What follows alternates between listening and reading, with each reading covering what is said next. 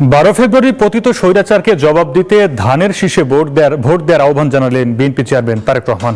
সিরাজগঞ্জে নির্বাচনী জনসভায় যোগ দিয়ে তিনি আরও বলেন, এই মুহূর্তে বিএনপি ছাড়া আর কারো দেশ চালানোর অভিজ্ঞতা নাই, তাই ধানের শীষকে জয়ী করার আহ্বান জানান তারেক রহমান।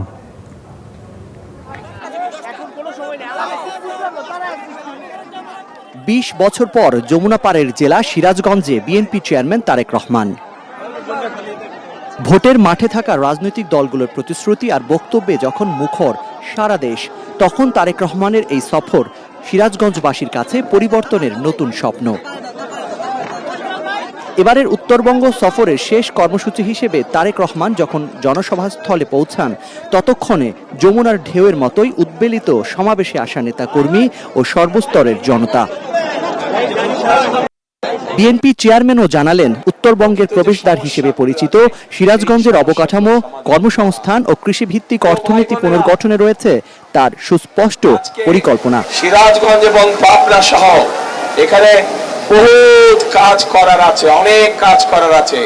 যেই কাজগুলো করলে এলাকার মানুষের ভাগ্যের পরিবর্তন হবে, যেই কাজগুলো করলে এলাকার উন্নয়ন হবে। সমগ্র উত্তরাঞ্চলে আমরা কৃষি নির্ভর শিল্প গড়ে তুলতে চাই।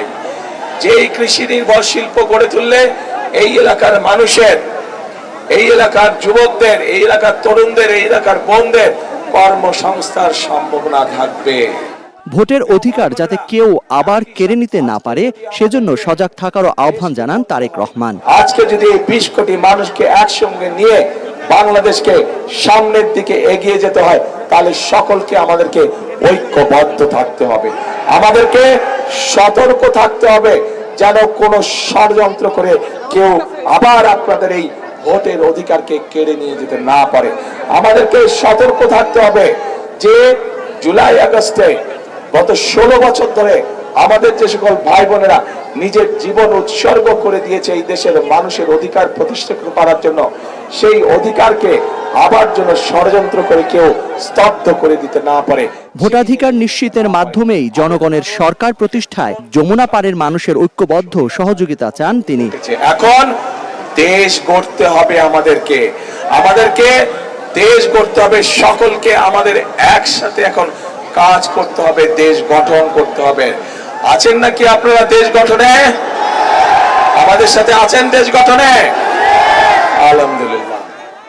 ধানের শীষকে বিজয়ী করলে যমুনা পাড়ের জনপদের উন্নয়নে হাত দেওয়ার পরিকল্পনাও তুলে ধরেন বিএনপি চেয়ারম্যান। আর মাত্র 11 দিন পরই স্পষ্ট হবে বাংলাদেশের ভোটাররা কার হাতে দায়িত্ব তুলে দেবেন বাংলাদেশের রাষ্ট্র পরিচালনার।